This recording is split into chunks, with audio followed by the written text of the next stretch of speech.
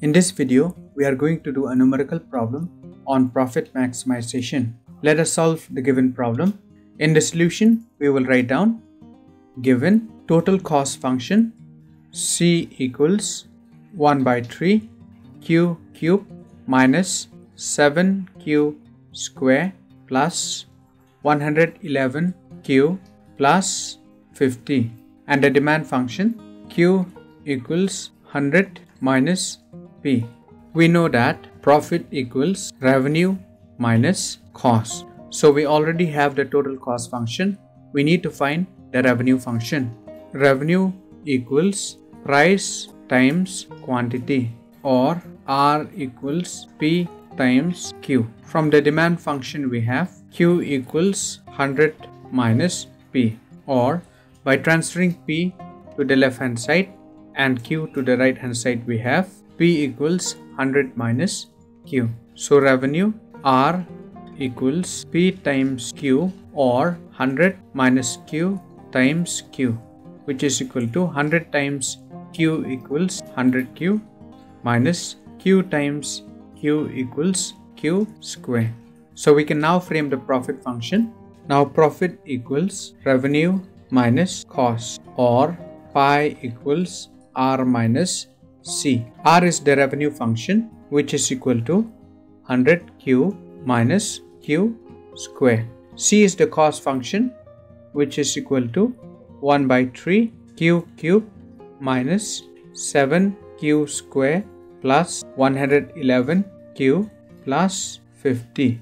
Let us clear the brackets. 100Q minus Q square minus times plus equals minus 1 by 3 Q cube minus times minus equals plus 7Q square minus times plus equals minus 111 Q minus times plus equals minus 50. Let us arrange each term from the highest degree to the lowest degree. The highest degree is of power 3, which is the term minus 1 by 3 Q cube. The next highest degree is of power 2, so we have plus 7Q square minus Q square. The next highest degree is of degree 1, so we have minus 111 Q plus 100 Q minus 50.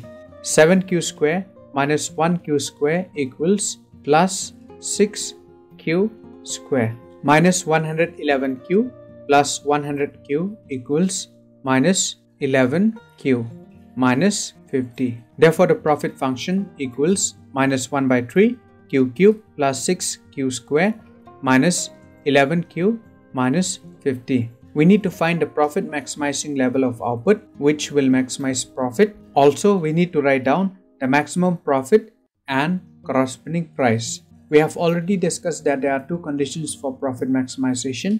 The first condition is also known as first order condition or necessary condition, which requires that the first order derivative equals 0 or marginal revenue equals marginal cost.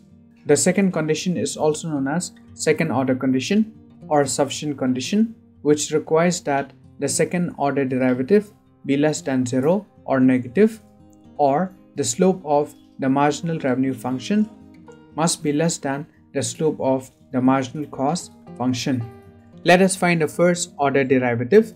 The first order derivative d pi by dq, that is derivative of pi with respect to q, is equal to derivative with respect to q of minus 1 by 3 Q cube plus 6Q square minus 11Q minus 50. Applying the sum and difference rule, the derivative with respect to Q of minus 1 by 3 Q cube plus 6Q square minus 11Q minus 50 is equal to derivative with respect to Q of the first term plus derivative with respect to Q of the second term minus derivative with respect to Q of the third term minus derivative with respect to Q of the fourth term. Using the constant times a function rule, the derivative with respect to Q of minus 1 by 3 Q cube is equal to minus 1 by 3 times derivative with respect to Q of Q cube plus Using the constant times a function rule, the derivative with respect to q of 6q square is equal to 6 times derivative with respect to q of q square, minus, again using the constant times a function rule, the derivative with respect to q of 11q is equal to 11 times derivative with respect to q of q, minus the derivative with respect to q of constant 50 equals 0, minus 1 by 3. Using the power function rule, the derivative with respect to q of q cube is equal to 3q square, plus 6. Using the power function rule, the derivative with respect to q of q square is equal to 2q, minus 11. The derivative with respect to q of q is equal to 1. 3 in the numerator can be cancelled out with 3 in the denominator. So we are left with minus q square plus 6 times 2 equals 12q minus 11 times 1 equals 11. Therefore, the first order derivative d pi by dq equals minus q square plus 12q minus 11. According to the first order or necessary condition for profit maximization, the first order derivative d pi by dq must be equal to 0. That is minus q square plus 12q minus 11 must be equal to 0. Applying the quadratic formula, in the equation minus q square plus 12q minus 11 equals 0, the value of a is minus 1, the value of b is 12, and the value of c is minus 11. Let us substitute the value of a, b and c in the quadratic formula.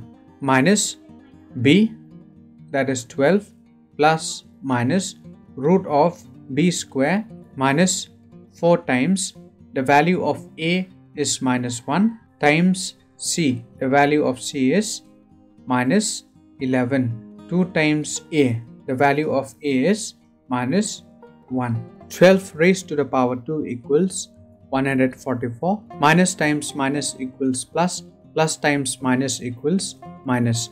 4 times 1 equals 4, 4 times 11 equals 44. Minus times plus equals minus, 2 times 1 equals 2. Root of 144 minus 44 equals 100 by minus 2. Minus 12 plus minus square root of 100 equals 10 by minus 2. So we have minus 12 plus 10 divided by minus 2, or minus 12 minus 10 divided by minus 2. Minus 12 plus 10 equals minus 2. Minus 12 minus 10 equals minus 22 divided by minus 2. 2 divided by 2 equals 1. 22 divided by 2 equals 11. Therefore, stationary points are at q equals 1 and q equals 11. Let us now find the second order derivative. The second order derivative, which is denoted by d square pi by dq square, is equal to derivative with respect to q of the first order derivative, that is derivative of pi with respect to q. The first order derivative d pi by dq is equal to minus q square plus 12q minus 11. So in place of d pi by dq, I'm going to write down minus q square plus 12q minus 11. By using the sum and difference rule, the derivative with respect to q of minus q square plus 12q minus 11 is equal to derivative with respect to q of the first term plus derivative with respect to q of the second term minus derivative with respect to q of the third term. The coefficient of q square is minus 1. Using the constant times a function rule, the derivative with respect to q of minus q square is equal to minus 1 times derivative with respect to q of q square, plus, again using the constant times a function rule, the derivative with respect to q of 12q is equal to 12 times derivative with respect to q of q, minus the derivative with respect to q of constant 11 is equal to 0. Using the power function rule, the derivative with respect to q of q square is equal to 2q plus 12 the derivative with respect to q of q is equal to 1. Minus times plus equals minus. 1 times 2 equals 2q plus 12. Therefore, the second order derivative d square pi by dq square is equal to minus 2q plus 12. According to the second order or sufficient condition, for profit to be maximum, the second order derivative must be less than 0 or negative. In order to know whether our second order derivative is less than 0 or negative or greater than 0 or positive, we need to evaluate the second order derivative at q equals 1 and q equals 11. Let us first evaluate the second order derivative at q equals 1. In place of q, I am going to substitute it by 1. Minus times plus equals minus. 2 times 1 equals 2 plus 12. Minus 2 plus 12 equals 10, which is greater than 0. Therefore, the second order derivative d square pi by dq square is positive at q equals 1. Let us now evaluate the second order derivative at q equals 11. In place of q, I am going to substitute it by 11. Minus times plus equals minus. 2 times 11 equals 22 plus 12. Minus 22 plus 12 equals minus 10, which is less than 0. Therefore, the second order derivative d square pi by dq square is negative at q equals 11. Therefore, the profit function is maximum at output level q equals 11. Now the question, they have also asked to write down the maximum profit and corresponding price. In order to find the maximum profit of the firm, we need to substitute the value of q at which the profit function is maximum. The profit function is maximum at output level q equals 11. So in place of q, we shall substitute it by 11. 11 raised to the power 3 equals 1331. 11 raised to the power 2 equals 1 to 1. 11 times 11 equals 1 to 1 minus 1331 by 3 plus 6 times 1 to 1 equals 7 to 6 minus 1 to 1 minus 50 equals minus 171 minus 1331 by 3. 7 to 6 minus 171 equals 555. By taking 3 as common denominator, we have minus 1331 times 3 divided by 3 equals 1 plus 555 times 3 divided by 1 equals 3 minus 133 times 1 equals minus 1331 plus 555 times 3 equals 1665. 1665 minus 1331 equals 334. 334 divided by 3 equals 111.33. Therefore, the maximum profit of the firm pi max is equal to 111.33.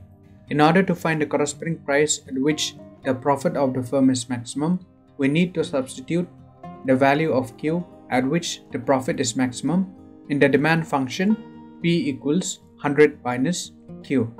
The corresponding price at which the firm will charge is P equals 100 minus q. The value of q at which the profit of the firm is maximum is q equals 11. So in place of q, I'm going to substitute it by 11. 100 minus 11 equals 89. Therefore, the corresponding price at which the firm will charge is P equals 89. Therefore, we have found out that the profit maximizing level of output Q equals 11. The maximum profit of the firm pi max is equal to 111.33, and the corresponding price at which the firm will charge is 89.